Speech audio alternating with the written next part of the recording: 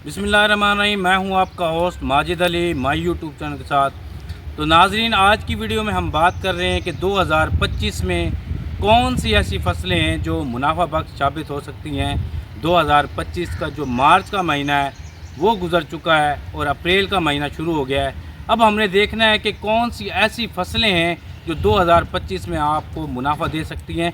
आज की वीडियो में 6 फसलें आपको बताऊंगा इंशाल्लाह, क्योंकि हर तरफ जो ज़राअत में एक नाउमीदी सी फैली हुई है। जो गंदम का रेट इस वक्त जो सिचुएशन है उसकी वजह से, जो हुकूमती पॉलिसी हैं उसकी वजह से, हम ये तो कहते हैं कि गंदम का बाईकाट कर दो, ये कर दो, वो कर दो, लेकिन हम असली मसले की तरफ नहीं आते, हम उन पॉलिसियों की तरफ नहीं आते। तो आज की वीडियो में मैं आपको बता रहा हूँ, वो फैक्ट फिगर के साथ बातें करेंगे जो मालूमात आपको फ़ायदा दे सकती है। और ये ऐसी मालूमात है जिससे आप ये 6 फसलें लगाकर 2025 में इंशाअल्लाह बहुत ज़्यादा अच्छा मुनाफा जो है वो कमा सकते हैं। तो वीडियो में आगे बढ़ने से पहले चैनल को सब्सक्राइब कर दें, साथ में बेल आइकॉन को दबा दें ताकि फसलों से मुतालिक तमाम तरह की मुफीद और मुस्तनद मालूमात मेरे चैनल के थ्रू आप तक पहुँचती रहें। तो नाज़रीन, फैक्ट फिगर से बात करने लगे हैं कि जहाँ तक 2025 की बात करें, जो टॉप इस वक्त आपको फसल 2025 में मुनाफा दे सकती है वो कपास की फसल है। जिस तरह की हमने कोशिश की, महकमा ज़राअत ने कोशिश की कि इस बार जो है वो अगेती कपास लगाई जाए, और माशाल्लाह कपास का एरिया, अगेती कपास का एरिया बढ़ा भी है। अगेती कपास तो लग चुकी है, अब आपने सीजनल कपास भी लगानी है। ये फैक्ट फिगर मैं आपको बताऊंगा तो आप हैरान हो जाएंगे कि इस साल 2025 में कपास आपको कितना फ़ायदा दे सकती है। 2023-24 की बात करें तो 2023-24 में जो हमने इम्पोर्ट किए हैं बाहर से, जो हमने काटन इंपोर्ट किया है वो 448 मिलियन डॉलर की थी, लेकिन इस साल जो हमारी इंपोर्ट है वो 2 अरब डॉलर की तरफ जाती हुई नज़र आ रही है, जो कि पिछले साल 23-24 के मुकाबले में जो 24-25 की इंपोर्ट है वो 4 गुना हो जाएगी। क्योंकि हमारी मुल्क की सतह पर जो काटन की खपत है वो 12 मिलियन गांठें हैं, बेल्स हैं, और लेकिन पिछले साल जो हमारे पास कपास पैदा हुई वो 8.2 मिलियन गांठें पैदा हुई, बेल्स पैदा हुई। इस तरह 4 से 4.5 मिलियन बेल्स हमारे पास गैप थी।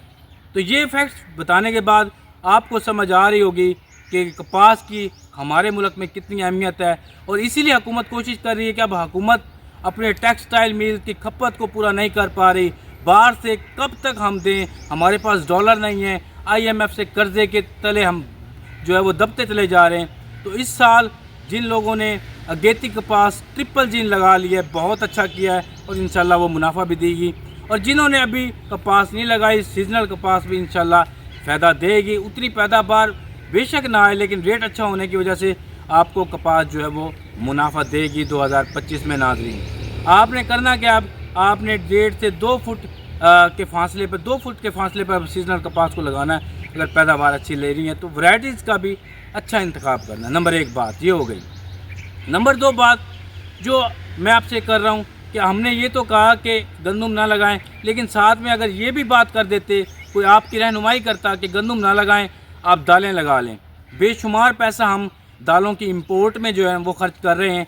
अगर हम गंदम ना लगाते और दालें लगा लेते तो ये दालें भी हमारे मुल्क में जो है वो बहुत ज़्यादा रेवेन्यू जनरेट कर रही हैं जो हम बाहर से ले रहे हैं। तो इस साल अगर आपने पैसा कमाना है तो मूंग लगा लें, गंदम के बाद आपने मूंग की फसल को लगा लें, इंशाल्लाह ये भी आपको फ़ायदा देगी। 2 फसलें हो गई हैं। नंबर 3, इस साल आप गन्ना लगा लें।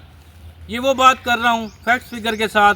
757 मिलियन का जो है वो हमने शुगर को इंपोर्ट कर रहे हैं। रेट आप देख रहे हैं कि शुगर का, चीनी का रेट बढ़ता चला जा रहा है। वजह क्या है, मुल्क में गन्ने की पैदावार कम हुई है, एरिया कम लगा है।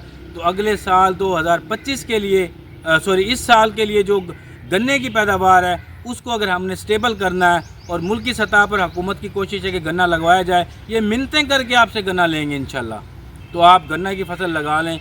गन्ने की फसल भी आपको मुनाफा देगी। 3 फसलें हो चुकी हैं नाज़रीन। चौथी फसल जो मैं आपको बता रहा हूँ, आप गंदम के बाद तिल को लगा लें। तिल 2025 में आपको बहुत अच्छा मुनाफा देगा। 13-14 हज़ार रुपये रेट पिछले साल भी रहा है, इस साल और भी रेट बढ़ने की उम्मीद है, और आप तिल को लगा लें।